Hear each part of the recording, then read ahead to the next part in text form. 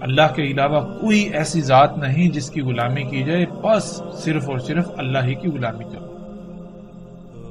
اللہ سبحانہ وتعالی نے کیوں صرف اور صرف اپنی ہی غلامی کا حکم دیا؟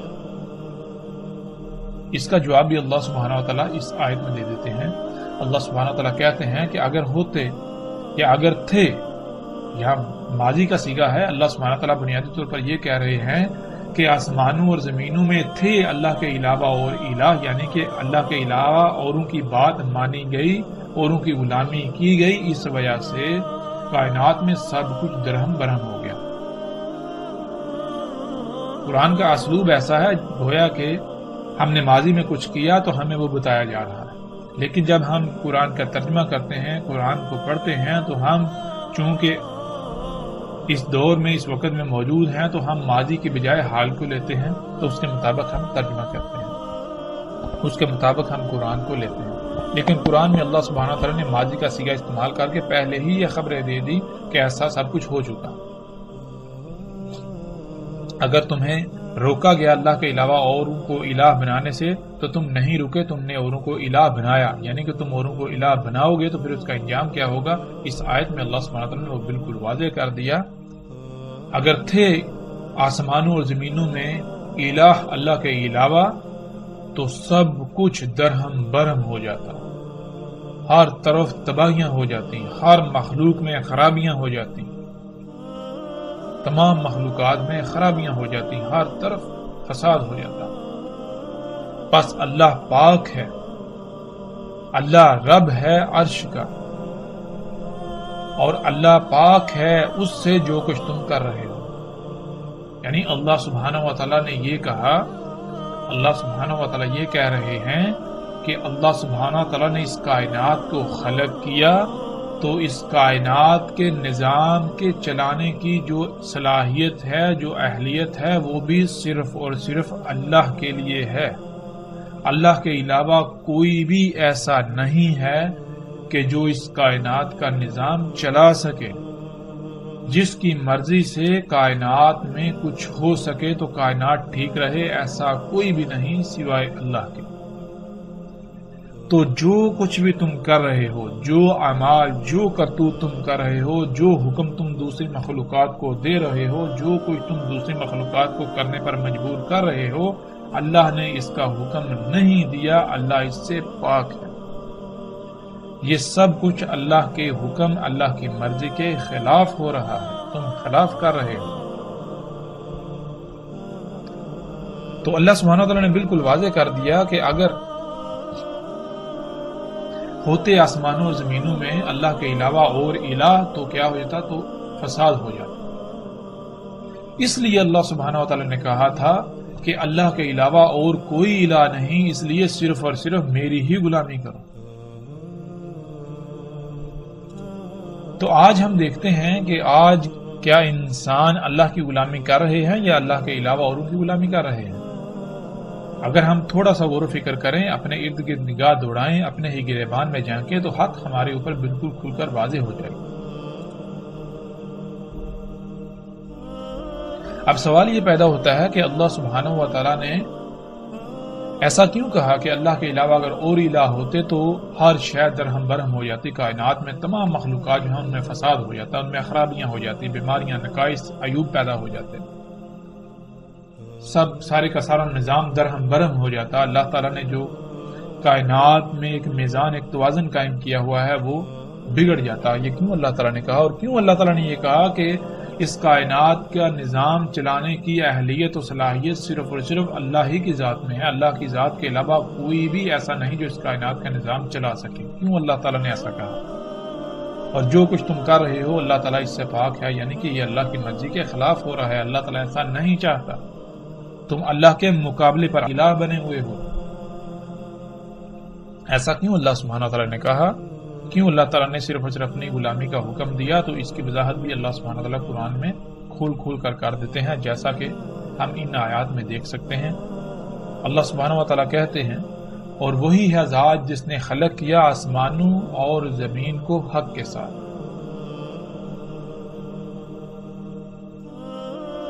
کیا نہیں دیکھا کہ اللہ نے خلق کیا آسمانوں اور زمین کو حق کے ساتھ؟ اور نہیں خلق کیا ہم نے آسمانوں اور زمین کو اور جو کچھ بھی ان کے درمیان ہے مگر حق کے ساتھ۔ خلق کیا اللہ نے آسمانوں اور زمین کو حق کے ساتھ۔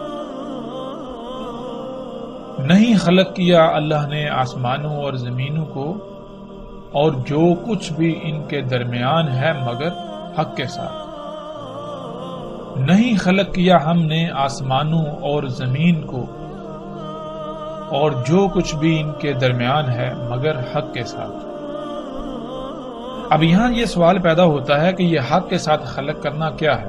جیسا کہ ہم نے پیچھے بھی بیان کیا تھا، پیچھے آیت میں لفظ حق کا ذکر آیا تھا۔ اللہ سبحانہ وتعالیٰ کہتے ہیں ہم نے بھیجا ہے تمہیں حق کے ساتھ۔ تو حق کے معنی کیا ہیں، حق کسے کہتے ہیں، اس کی بھی وضاحت ہو جائے گی اس وقت جب ہم یہ جانیں گے کہ اللہ سبحانہ وتعالیٰ جو کہہ رہے ہیں اللہ سبحانہ وتعالیٰ نے آسمانوں اور زمینوں کو جو کچھ ان کے درمیان ہے حق کے ساتھ خلق کیا، تو یہ حق کے ساتھ خلق کرنا کیا ہے، ہمیں اب اس سوال کا جواب قرآن سے حاصل کرنا ہے۔ قرآن اللہ کا کلام ہے، ایسا ہرگز نہیں ہے کہ ہم اللہ سبحانہ وتعالیٰ سے یہ سوال کریں اور اللہ سبحانہ وتعالیٰ اپنے اس کلام کے ذریعے ہمارے اس سوال کا جواب نہ دیں، ایسا ممکن نہیں ہے۔ قرآن اگر اللہ کا کلام ہے، اگر ہمارا اس پر ایمان ہے، تو ہم جو بھی سوال کریں اللہ سبحانہ وتعالیٰ اپنے اس کلام کے ذریعے ضرور جواب دیتے ہیں۔ تو اب ہم قرآن سے، اللہ کے کلام سے یہ سوال کرتے ہیں، اللہ سبحانہ وتعالیٰ سے یہ سوال کرتے ہیں کہ اے اللہ، یہ حق کے ساتھ خلق کرنا کیا ہے؟ جب ہم یہ سوال قرآن پر پیش کریں، اللہ سبحانہ وتعالیٰ کے سامنے یہ سوال رکھیں، ہم اللہ سبحانہ وتعالیٰ سے یہ سوال کریں، تو اللہ سبحانہ وتعالیٰ اپنے کلام کے ذریعے اس سوال کا جواب یوں دیتے ہیں، کیوں نہیں تم تفکر کرتے، غور و فکر کرتے اپنی ہی ذاتوں میں؟ نہیں خلق کیا اللہ نے آسمانوں اور زمینوں کو اور جو کچھ بھی ان کے درمیان ہے مگر حق کے ساتھ، اور خلق کی اللہ نے اجل مسمى، ان سب کی اجل مسمى، اور اس میں کچھ شک نہیں انسانوں میں سے اکثریت ایسی ہے کہ جو اپنے رب کے سامنے کھڑا ہو کر اس کا جواب دینے کا کفر کرتی ہے۔ یعنی انسانوں کی اکثریت ایسی ہے جنہوں نے اس بات کا انکار کر دیا کہ جس ذات نے انہیں خلق کیا اس نے انہیں کسی نہ کسی مقصد کے لیے خلق کیا، اور پھر جس مقصد کے لیے خلق کیا اس مقصد کو پورا کرنے کے لیے جس مقام پر پہنچنے کی ضرورت تھی، جس مقام پر پہنچنا ضروری تھا، اس ذات نے ان کو پروان چڑھا کر اس مقام تک لے کے آئی، اور اگر یہ اس مقصد کو پورا نہیں کریں گے تو وہ ذات ان سے اس کی پوچھ گچھ کرے گی، اس کے بارے میں سوال کرے گی۔ انسانوں کی اکثریت نے اس کا انکار کر دیا کہ ایسا کچھ بھی نہیں ہوگا۔ تو انسانوں کی اکثریت کا یہ انکار کیا زبان سے ہے یا پھر اعمال سے ہے؟ تو اللہ سبحانہ وتعالیٰ قرآن میں بار بار واضح کرتے ہیں کہ اللہ سبحانہ وتعالیٰ زبان نہیں اعمال کی بات کرتے ہیں، قرآن اعمال کی بات کرتا ہے۔ زبان سے انسانوں میں سے شاید ہی کوئی ایسا ہو کہ جو یہ کہے ہمیں جو ہے وہ حساب کتاب نہیں دینا پڑے گا، ہمیں اس ذات کے سامنے کھڑا نہیں ہونا پڑے گا۔ انسانوں میں سے شاید ہی کوئی ایسا ہو، لیکن انسانوں میں سے اکثریت نے جب کفر کیا تو پھر وہ اکثریت نے کفر کیسے کیا؟ وہ کفر ہے اعمال کا، یعنی کہ جس چیز سے، جس شے سے اللہ نے روکا، انسان زبان سے تو کہتے ہیں ٹھیک ہے ٹھیک ہے، لیکن عملاً وہ انہی اعمال کو کر رہے ہیں، یہ ہے کفر کرنا۔ لیکن یہاں جو ہمارا سوال تھا، ہمیں اس سوال کا جواب چاہیے۔ ہمارا سوال تو یہ تھا کہ اللہ سبحانہ وتعالیٰ نے یہ کہا کہ اللہ کے علاوہ کوئی بھی ایسی ذات نہیں جس کی غلامی کی جائے۔ کیوں؟ اس کی وجہ یہ ہے کہ اللہ سبحانہ تعالیٰ نے کہا کہ آسمانوں اور زمینوں میں اگر اللہ کے علاوہ کسی کی غلامی کی جائے گی تو سب کچھ درہم برہم ہو جائے گا، کیونکہ اللہ سبحانہ و تعالیٰ نے آسمانوں اور زمینوں اور جو کچھ ان کے درمیان ہے سب کچھ حق کے ساتھ خلق کیا۔ تو اللہ سبحانہ و تعالیٰ نے آسمانوں اور زمینوں اور جو کچھ ان کے درمیان ہے ان کو حق کے ساتھ خلق کیا۔ اس کا مطلب کیا ہے؟ حق کے ساتھ خلق کرنا کیا ہے؟ تو اس کا جواب اللہ سبحانہ و تعالیٰ دیتے ہیں ہمیں اس آیت میں، کیوں نہیں تم غور و فکر کرتے، کیوں نہیں تفکر کرتے تم اپنی ہی ذاتوں میں؟ نہیں خلق کیا اللہ نے آسمانوں کو اور زمینوں کو اور جو کچھ بھی ان کے درمیان ہے مگر حق کے ساتھ، اور خلق کی اللہ نے ان سب کی اجل مسمى، اور اس میں کچھ شک نہیں اکثریت انسانوں سے ایسی ہے جو اپنے رب کے سامنے کھڑے ہو کر حساب کتاب دینے کا کفر کرتی ہے۔ یعنی اللہ سبحانہ و تعالیٰ نے اس آیت میں بالکل واضح کر دیا، اللہ سبحانہ و تعالیٰ نے اس آیت میں ہمیں کھول کر جواب دے دیا کہ آسمانوں اور زمینوں اور جو کچھ ان کے درمیان ہے سب کا حق کے ساتھ خلق کرنا کیا ہے۔ اس کا جواب اللہ سبحانہ و تعالیٰ نے اس آیت کے پہلے حصے میں دے دیا۔ اللہ سبحانہ و تعالیٰ کہتے ہیں کہ کیوں نہیں تم غور و فکر کرتے، کیوں نہیں تم تفکر کرتے اپنی ہی ذاتوں میں؟ یعنی کہ جب ہم اپنی ہی ذاتوں میں غور و فکر کریں گے تو ہم پر یہ بات بالکل کھل کر واضح ہو جائے گی کہ آسمانوں اور زمینوں کا اور جو کچھ ان کے درمیان ہے سب کا حق کے ساتھ خلق کرنا کیا ہے، اور جو اللہ سبحانہ و تعالیٰ نے ان کی اجل مسمى خلق کی وہ اجل مسمى کیا ہے۔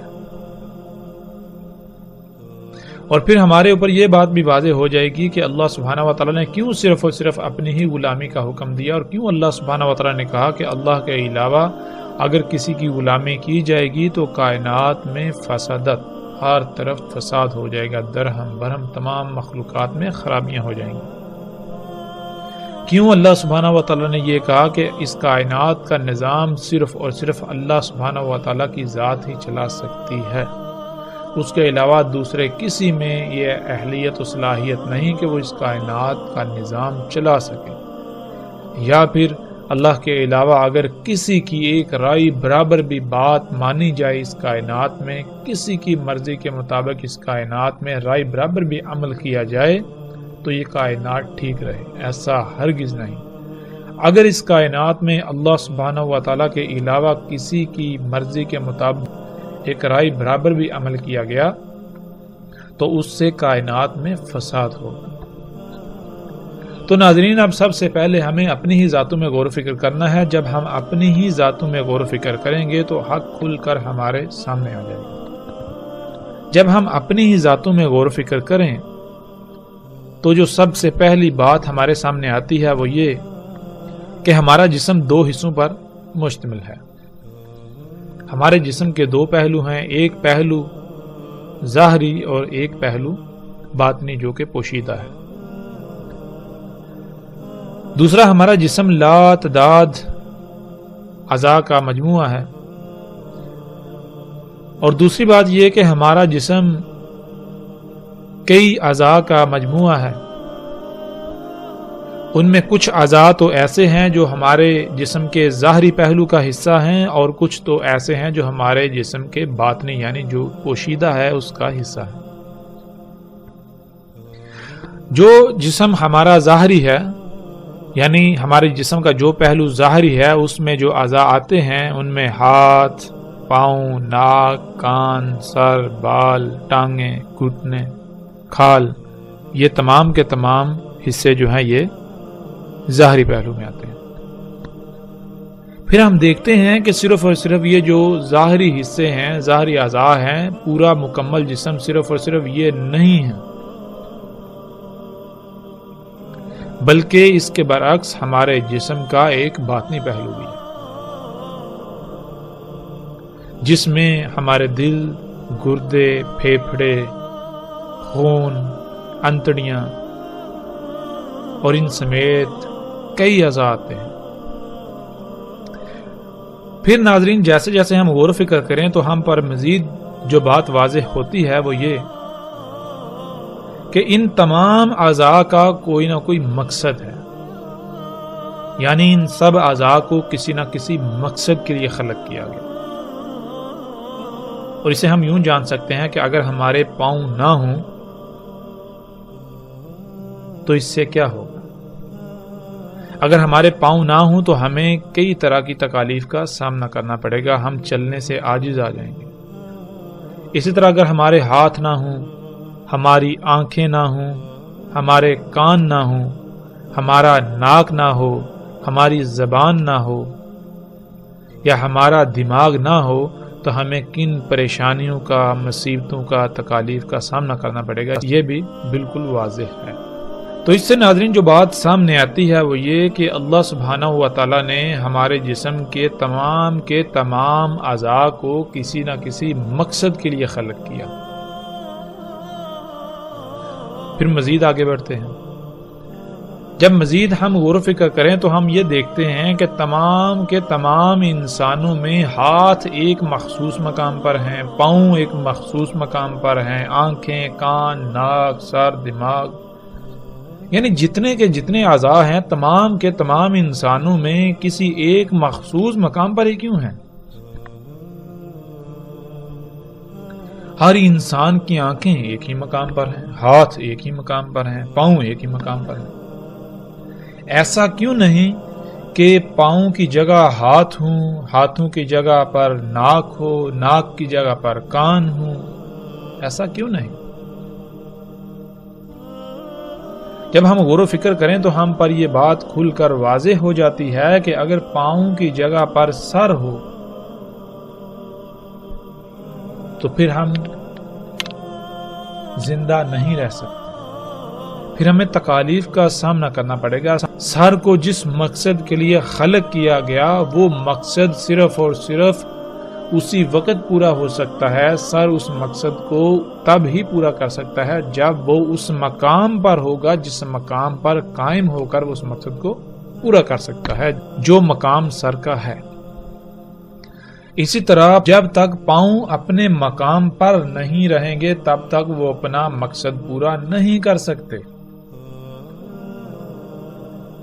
یعنی جیسے ہم نے غور و فکر کیا تو یہ بات بھی ہم پر بالکل کھل کر واضح ہو گئی کہ اللہ سبحانہ و تعالی نے نہ صرف ہمارے تمام کے تمام اعضاء کو خلق کیا بلکہ ان کو خلق کر کے جو ان کا مقام تھا ہر ایک کو ان کے مقام پر قائم کیا۔ جب تک یہ اپنے اپنے مقام پر قائم رہیں گے تب تک یہ اپنی اپنی ذمہ داری ادا کر سکیں گے، تب تک یہ اس مقصد کو پورا کر سکیں گے جس مقصد کے لیے انہیں خلق کیا گیا۔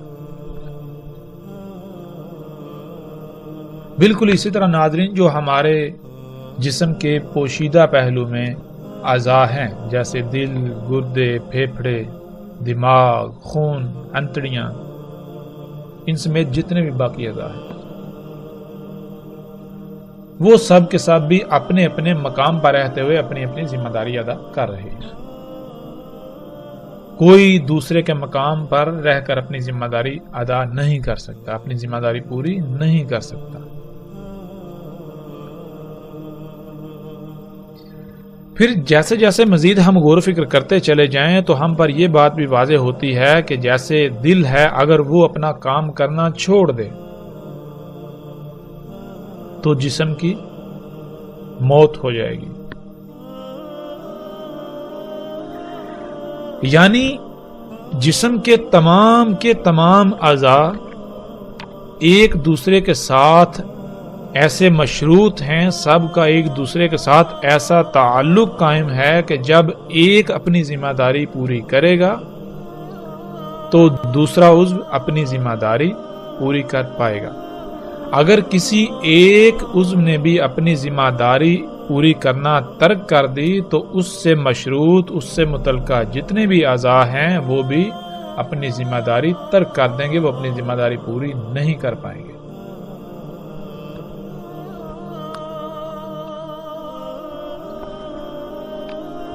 تو اس سے جو بات سامنے آئی وہ بات یہ سامنے آئی کہ اللہ سبحانہ و تعالی نے ہمارے جسم کو ایک مشین کی مانند خلق کیا۔ ہمارا جسم کئی اعضاء کا مجموعہ ہے، ہر عضو ایک پرزے کی مانند ہے، اور یہ تمام اعضاء ایک مشین کے پرزوں کی مانند اپنے اپنے مقام پر فٹ کر دیے گئے۔ جب تک یہ تمام کے تمام اعضاء اپنے اپنے مقام پر رہتے ہوئے اپنی اپنی ذمہ داری ادا کریں گے تو پورا جسم گویا کہ پوری مشین بالکل ٹھیک رہے گی۔ اگر کسی ایک نے بھی اپنی ذمہ داری ترک کی تو اس پوری مشین کے اندر خرابیاں پیدا ہو جائیں گی، اور اگر ان خرابیوں کو دور نہ کیا گیا تو پھر یہ پوری کی پوری مشین ایک وقت ایسا آئے گا جب تباہ ہو جائے گی۔ پھر اسی طرح مزید جب ہم غور و فکر کریں، جب ہم پر یہ بات واضح ہو گئی کہ تمام کی تمام مخلوقات یعنی ہمارے جسم کے تمام اعضاء جب تک اپنے اپنے مقام پر رہتے ہوئے اپنی اپنی ذمہ داری ادا کریں گے تو پورا جسم ٹھیک رہے گا، پورے جسم کا نظام ٹھیک رہے گا۔ جب بھی کسی ایک نے بھی اپنی ذمہ داری ترک کی یا لاپرواہی کی، کمی کی یا کوتاہی کی تو اس سے بھی اس جسم کے اوپر منفی اثرات مرتب ہوں گے۔ اب ناظرین، اس پورے جسم پر اللہ سبحانہ و تعالی نے ہمیں اختیار دیا ہے، اور پھر ہم پر یہ بھی واضح کر دیا جب ہم کچھ کھاتے ہیں تو ہمارے جسم کو توانائی حاصل ہوتی ہے۔ اگر ہم کچھ اچھا کھائیں گے تو ہمارا جسم جو ہے اس کو فائدے حاصل ہوں گے، وہ توانا ہوگا، مضبوط ہوگا، اسے قوت حاصل ہوگی۔ اور اگر ہم کچھ اچھا نہیں کھائیں گے، اگر ہم کچھ زہر آلود کھائیں گے تو اس سے ہمارا جسم کیا ہوگا؟ وہ لاغر ہوگا، مفلوج ہوگا، اس میں سستی پیدا ہوگی، کاہلی پیدا ہوگی۔ ہم جو کچھ بھی کھاتے ہیں، خواہ اس کی مقدار کم ہو یا زیادہ ہو، اس کا رد عمل ضرور مرتب ہوتا ہے۔ ہم جیسے ہی اپنے جسم میں گہرائی میں جا کر غور و فکر کریں گے تو ہمیں یہ بالکل واضح ہو جائے گا کہ اگر ہمارے جسم میں کوئی رائے برابر بھی عمل ہوتا ہے تو اس کا رد عمل ضرور ظاہر ہوتا ہے۔ اگر عمل اچھا ہوگا، مثبت ہوگا تو اس کا رد عمل مثبت سامنے آئے گا، اور اگر عمل جو ہے وہ منفی ہوگا تو اس کا رد عمل بھی منفی سامنے آئے گا۔ تو اللہ سبحانہ و تعالیٰ نے ہمارے جسم میں تمام اعضاء کو خلق کر کے ہر عضو کو اپنے اپنے مقام پر رکھ دیا، یعنی کہ ایک بہترین توازن قائم کر دیا، جس کا اللہ سبحانہ و تعالیٰ سورہ رحمان میں بھی ذکر کرتے ہیں۔ اللہ سبحانہ و تعالیٰ کہتے ہیں اور وضع کر دیا میزان، یعنی توازن قائم کر دیا۔ جب ہم نے اپنی ہی ذات میں، اپنی ہی ذاتوں میں غور و فکر کیا تو ہمیں ہر لحاظ سے اللہ سبحانہ و تعالیٰ کا وضع کردہ میزان نظر آیا۔ ہمارا جسم، اس میں ایک انتہائی غیر معمولی توازن قائم ہے، اور یہ توازن کب تک قائم رہے گا؟ اس کا جواب بھی اللہ سبحانہ و تعالیٰ نے قرآن میں بالکل واضح کر دیا۔ سورہ الرحمن میں ہی اللہ سبحانہ و تعالیٰ کہتے ہیں، جان لو جو تمہیں ہدایات دے دیں ان کے خلاف اس میزان میں ہرگز مت کرو۔ یعنی اللہ سبحانہ و تعالیٰ کہہ رہے ہیں کہ جان لو جو تمہیں ہدایات دے رہی ان ہدایات کے برخلاف، ان ہدایات کے برعکس کوئی بھی عمل نہ کرو اس میزان میں۔ پھر آگے اللہ سبحانہ و تعالیٰ کہتے ہیں، اور قائم کرو وزن قسط کے ساتھ اور نہ خسارہ کرو میزان میں۔ جو ہم نے توازن قائم کر دیا اس میں خسارہ نہ کرو۔ تو خسارہ کیسے ہوتا ہے؟ قسط کے ساتھ وزن اس میزان میں قائم کرنا کیا ہے؟ اس کو بھی ناظرین ہم یہاں پر جان لیتے ہیں تاکہ ہم پر ہر لحاظ سے ہر بات بالکل کھل کر واضح ہو جائے۔ مثال کے طور پر صبح ہم اٹھتے ہیں، کھانا کھاتے ہیں، اس کے بعد کام کرتے ہیں، تو کیا ہوتا ہے؟ جسم کو کھانا کھانے سے جو قوت حاصل ہوئی تھی وہ آہستہ آہستہ ختم ہو جاتی ہے. وہ قوت ہم نے صرف کر دی، استعمال کر دی کاموں میں. تو اللہ سبحانہ و تعالیٰ یہ کہہ رہے ہیں کہ ایسا ہرگز نہیں کرنا کہ جو قوت جسم میں ہے وہ تو استعمال کر لو لیکن واپس جسم کو وہ قوت فراہم نہ کرو. ایسا نہیں کرنا. قسط کہتے ہیں مثال کے طور پر ایک ترازو ہے، اس کے 2 پلڑے ہیں، دونوں پلڑوں میں برابر برابر وزن کی اشیاء رکھی ہوئی ہیں. تو اگر آپ اس کے ایک پلڑے سے کچھ اٹھاتے ہیں تو وہاں اتنا ہی وزن دوبارہ رکھ دینا تاکہ وہ جو میزان ہے، جو توازن ہے وہ برقرار رہے، توازن بگڑے نہ. تو اللہ سبحانہ و تعالیٰ نے جو ہمارے جسم میں میزان قائم کر دیا، ہم نے قسط کے ساتھ اس میزان کو قائم کرنا، یعنی اپنے جسم میں جو کچھ استعمال کرنا ہے واپس اس جسم کو اللہ کی ہدایات کے مطابق وہ فراہم بھی کرنا ہے.